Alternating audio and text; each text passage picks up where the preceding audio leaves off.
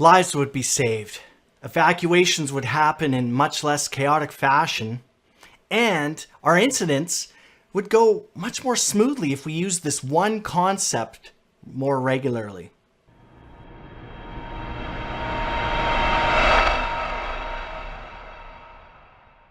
I'm going to give you that concept, and it's really, really simple to execute on that will literally change the momentum on your next call. And yes, you can use it on your next call, whether that's a small incident or maybe a larger one in an emergency operations center. Yes, that tool, that technique is that valuable and that applicable.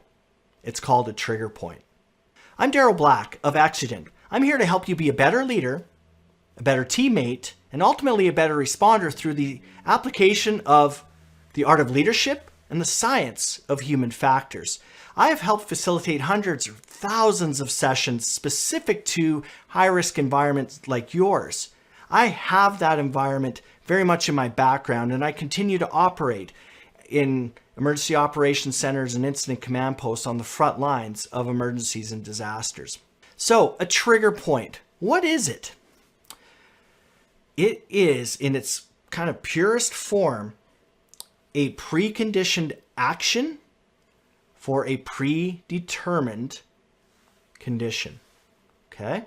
So, a predetermined condition or action for a predetermined condition. So, if this happens, we will do that.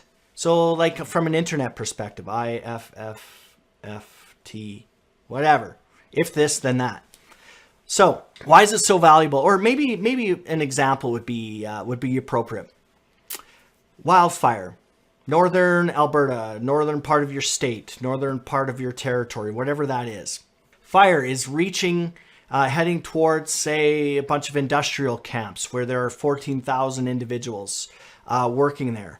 Yes, they're on standby to leave. This fire is on its way. Yeah, I get it, for sure.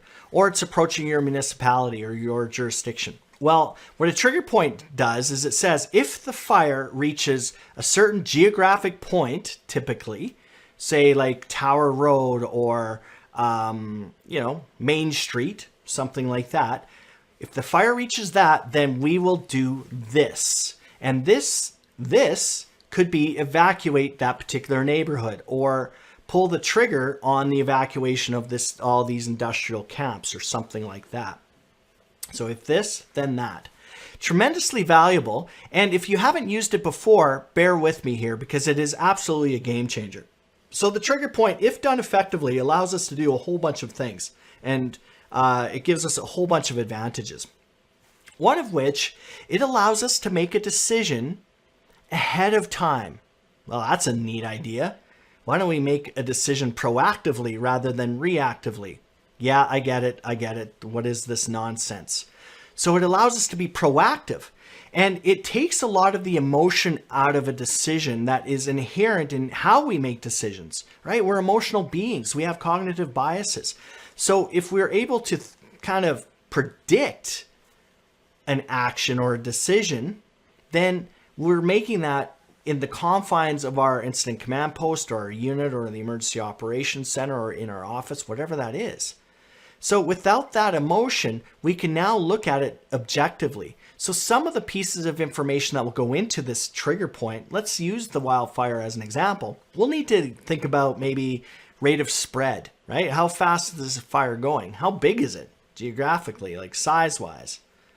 So what is the rate of spread? Kind of, give us the worst case scenario of that, what that looks like. Now, if we use the example of the industrial camps, then what we'll have to do is, well, how long will it take them to evacuate? So let's say it's 2 hours. Well, we have to build in that 2 hours, and let's build in a safety factor. So let's make it 4 hours. True story, by the way. So then once we have that, we can evaluate how are they going to be evacuating. Are they getting out on their private vehicle through buses, through planes, helicopters, whatever that looks like? Okay, so what means are they evacuating? And we can now communicate with law enforcement and fire and EMS and municipalities to now divvy up certain tasks amongst those agencies or those functions.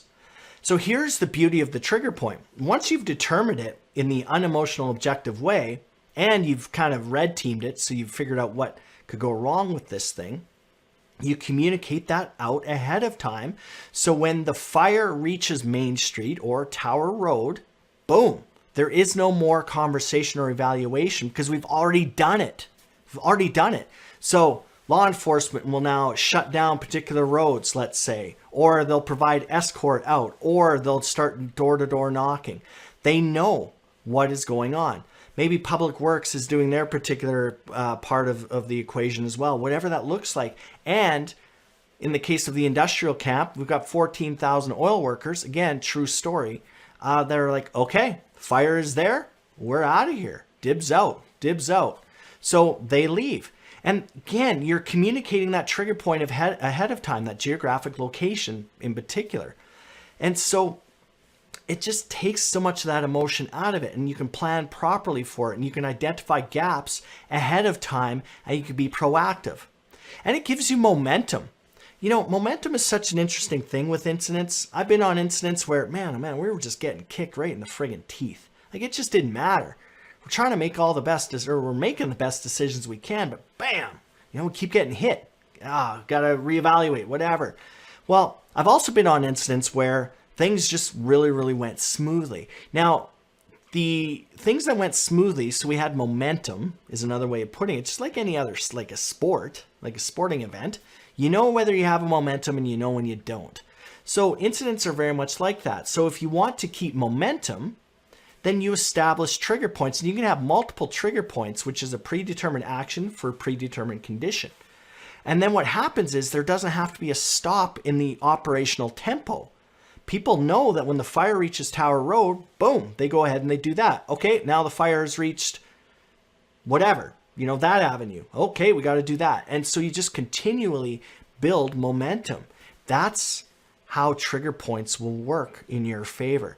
And as I said earlier, you can use this literally on your next call. That's how valuable and how simple these things are. If this happens, we will do that. Communicate that out to your team, the crews you're working with, the higher command, whatever that looks like.